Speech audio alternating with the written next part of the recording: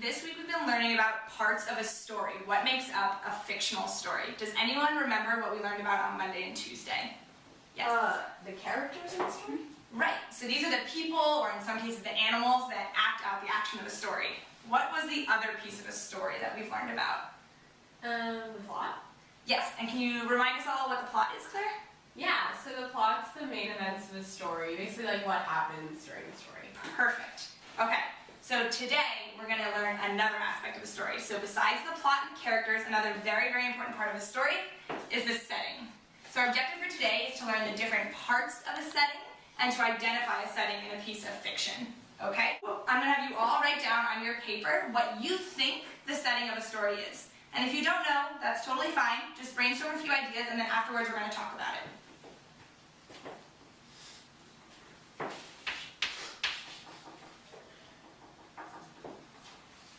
Okay, so who wants to tell me what they wrote down? Yeah. I said the setting is where the story takes place. Excellent. That is one of the key parts of a story, where the story takes place.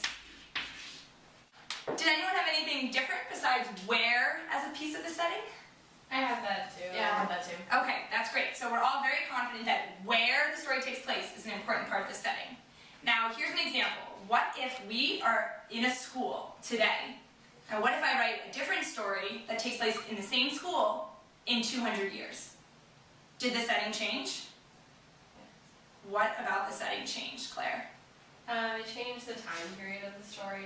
Right, so that is when the story takes place, the other key part of the setting. And I'm going to ask each of you individually to write down a setting for a story that you might like to write if we ever have a creative writing day or something like that. So remember, your setting for your story needs to have where it's going to take place and when it's going to take place. So why don't you all take a minute to do that right now. So who wants to share what they wrote down? Yes. I said at the beach in the summertime. Great. I said an afternoon in my kitchen. Perfect. I said outside in the future. Those are all great examples, and I love that you all remember to say where and when your story is going to take place. That's perfect. And the other thing that you might have noticed is there was a range in how specific your answers were. Some of you said very specifically it was in Chrissy's kitchen, whereas some of you said it was at a beach. That beach could be in California or in Florida, we're not sure. And some of you said that the story is taking place this afternoon, so we know the exact date and general time frame for that story. Whereas others of you might have said in the summer. That could be summer 1995 or summer 2030. We're not sure, but we know it's in the summer, so that's a pretty good idea. Okay, now I'm going to pass you all out a worksheet which has 3 passages from one of my favorite fictional stories, Harry Potter. Has anyone read it? No. Okay. Here you guys go. Here's your handout. All right, and the first passage we're all going to do together as a group, and I'm going to guide us through the process. We're going to read it together and identify where and when the setting takes place. The second one, I'm going to challenge you 3 to work together to come up with the setting, and the third one, you're all going to do individually, and then hand your answers in to me, and I'll make sure we're all good to go and understand what the setting is. Sounds good? Cool. Okay, so before we begin that activity, does anyone have any questions? Oh yeah. So I've never read Harry Potter, so am I going to be able to do this lesson? That's a great question and a legitimate concern, but the great thing about a setting is the author will usually put a lot of details about the setting all together in 1 or 2 paragraphs at the beginning of a chapter or a new scene, so you don't have to have read the whole story to find the setting. And you'll actually learn a lot about the story just from locating the setting. Okay, so here we go. Can I have a volunteer to read passage 1? I'll do it. Great. Okay. Mr. and Mrs. Dursley of number 4 Privet Drive were proud to say that they were perfectly normal, thank you very much. Dudley's now having a tantrum and throwing cereal at the walls. Little tyke, chortled Mr. Dursley as he left the house. He got into his car and backed out on number 4's drive. Thank you, Chrissy. Great reading. You guys may recognize that from the opening pages of the first book. So who, after hearing that, thinks they can identify this setting? It's taking place at Harry's aunt and uncle's house. Good. Can anyone be a little more specific? Oh yeah, they said they live at 4 Privet Drive. Perfect. So the author of this story doesn't just tell us that they're at a house, but she actually gives us the specific location for that house. Can anyone tell me when this story might be taking place? It says that it takes place in the morning, before the uncle goes to work and things. Okay, again, do you think we can be a little more specific with that? Oh yeah. It says it takes place on a Tuesday. And that probably it says it takes place at 8:30. Perfect. So these little details that she puts in there, they're not by accident. She's using them to help really emphasize where and when this scene is taking place. Okay, awesome. So now you all really understand that it's important to look for the details and have a general picture of when and where this story is taking place. I'm going to challenge you now, like I said, to read the second ones amongst yourselves. You can read the passage yourself, and I'd like you to have a brief discussion about when and where that second scene is taking place. When you're done, a volunteer can come up to the board and write where and when you guys decide. I think it says here. That is the next morning. Okay, go with that. So that's when. Yeah. And then the where? London. London. Right here. London. And London, then Diagon Diagon Alley. Yeah. Okay. Cool. All right. Okay. Are you gonna write this on the board for us? Yes. Great.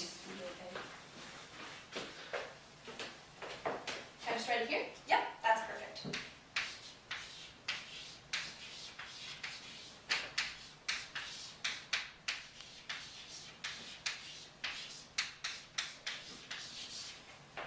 You can do when as well.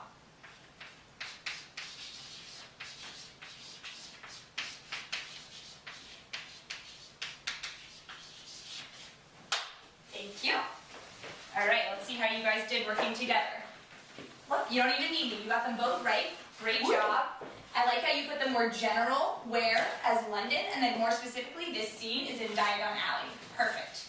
And then for when, I like that you didn't just write morning, but you emphasize that it's the next morning. So the story is moving on chronologically, and we know that what happened in the scene before was yesterday, and now we're at the next morning. So great job.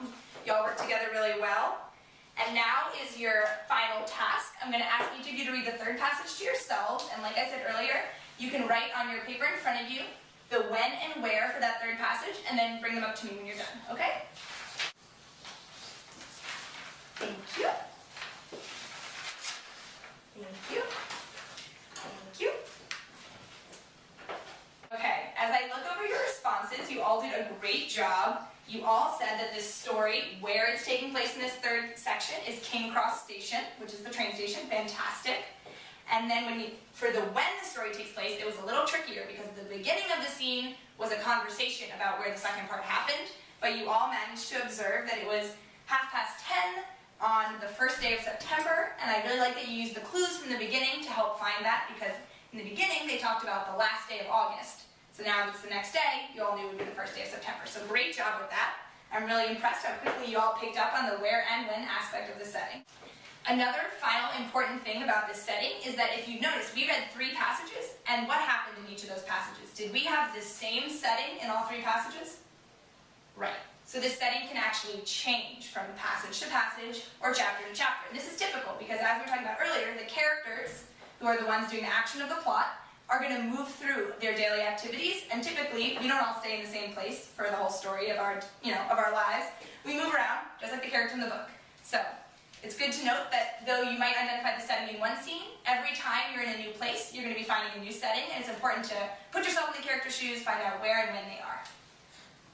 Okay, so as a final review before I let you all go home, can we just talk about, I'm going to cover it up, what were the 2 big lessons about the setting that we learned today? Where? Yes. And when? Yes. So remember, it's not just where you are, but it's when you're there that can make a big difference in the setting for a story. Last question, is the setting static or can it change? No, it can change throughout the story. Exactly. Right now we're in school, and in 10 minutes, you'll all be on your way home. The setting can change. Okay, so thank you for all being so attentive today. I'll see you again tomorrow. We've now covered characters, plot, and setting, so I think we're ready to write our own stories. Woo!